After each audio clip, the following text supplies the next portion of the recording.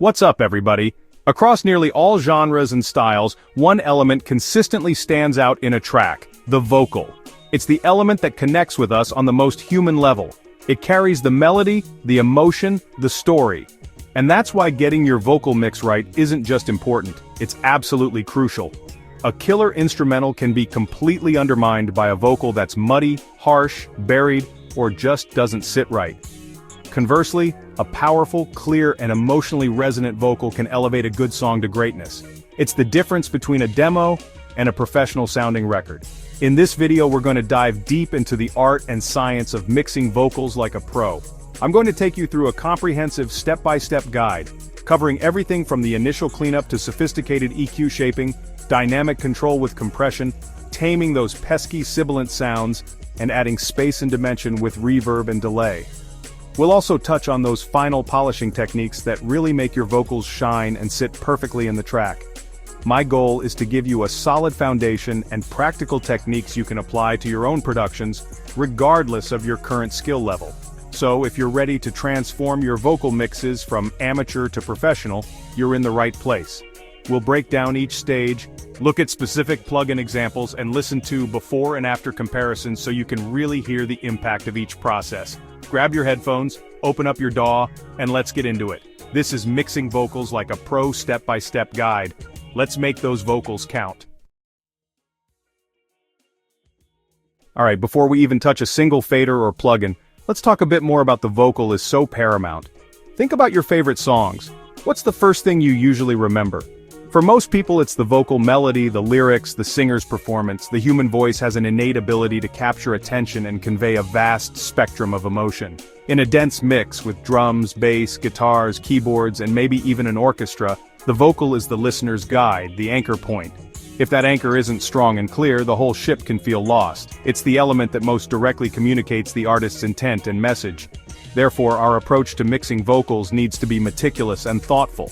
It's not just about making it loud enough, it's about sculpting it so it has clarity, presence, warmth, and sits naturally within the sonic landscape of the entire track. We want it to sound like it's there, effortlessly leading the charge while also blending cohesively with everything else. This balance is key. So as we embark on this detailed exploration of vocal mixing, remember the goal: to make the vocal the undeniable star of the show, perfectly balanced, emotionally engaging, and crystal clear. Let's get ready to lay that clean foundation. Alright, let's get our hands dirty with the first practical step: cleaning the vocal. Remove everything that isn't the singer's intended performance. Think of it as pre-production for your mix. The cleaner your source material, the less corrective work you'll have to do later. Address unwanted low-frequency information with a high-pass filter. This can come from mic stand rumble, floor vibrations, or air conditioning hum. Set the HPF around 80 Hz for a male vocal, higher for a female vocal. Listen carefully to roll off the rumble without thinning the voice. Deal with room noise and breaths next. Manually reduce or cut out noise between phrases. Use automation to turn down loud breaths. This keeps the performance sounding human. Meticulous cleanup is a hallmark of a professional mix. Listen critically, and clean up that vocal until it's pristine. Once our vocal track is clean and free of unwanted noise, it's time to start shaping its tonal character with equalization, or EQ. EQ addresses imbalances, enhances qualities, and helps the vocal sit better in the mix. It's a powerful tool requiring a careful hand and a good ear. Enhance what's good, correct what isn't. Think subtle sculpting, not radical surgery. Listen for harsh or resonant frequencies, often in the upper mid-range. Use the sweep method to find and cut problematic frequencies. Balance and context are key. Now that our vocal is clean and tonally balanced with EQ, it's time to tackle its dynamics using compression. Vocal performances are inherently dynamic. Singers get louder and softer to convey emotion. While this is great for expression, it can be problematic in a mix. Quiet passages might get lost, while loud sections can jump out and sound overpowering. Compression helps to even out these dynamic fluctuations, making the vocal sit more consistently in the mix and ensuring every word is heard. It can also bring the vocal forward and give it a more polished, professional sound. So what is compression? In simple terms, a compressor reduces the volume of the loudest parts of an audio signal above a certain level, the threshold, thereby reducing the overall dynamic range. This allows you to then turn up the overall level of the compressed signal, making the quieter parts louder relative to the now attenuated louder parts.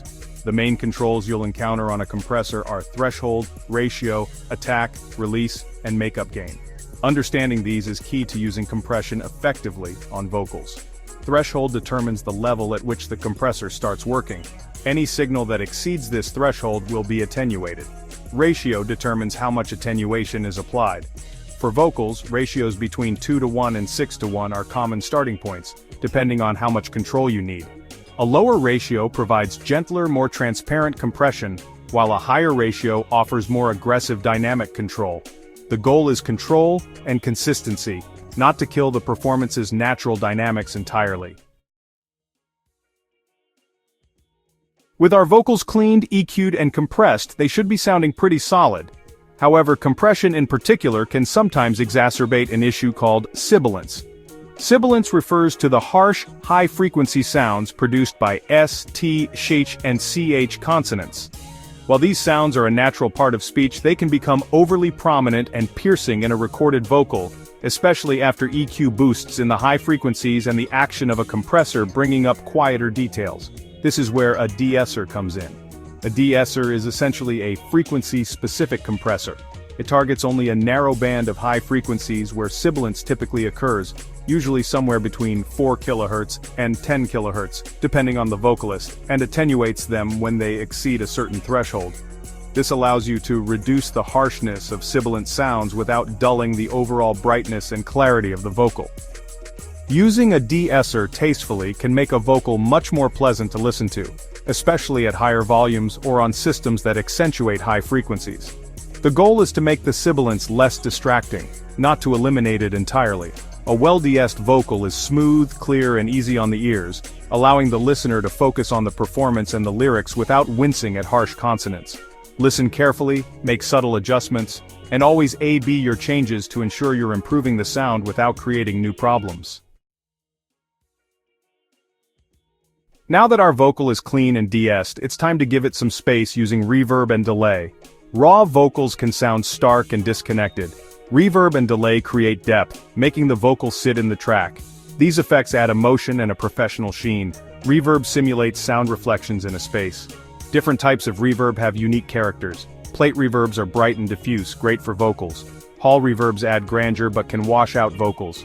Room reverbs create an intimate space. Chamber reverbs offer dense, rich reverberation. Choose reverb based on genre, tempo, and mood. Delay creates distinct echoes. Slapback delay adds thickness and a rockabilly vibe.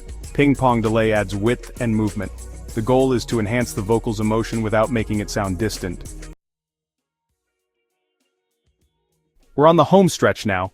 Our vocal is clean, EQ'd, compressed, de-essed, and has some nice spatial effects. The final step is to add those subtle touches of polish that can really make the vocal shine and sit perfectly in the mix. This often involves techniques like subtle saturation, stereo widening if appropriate, and meticulous automation, especially vocal writing. These are the details that separate a good mix from a great one. Subtle saturation can add warmth, harmonics, and a bit of glue to the vocal, helping it sound richer and more present.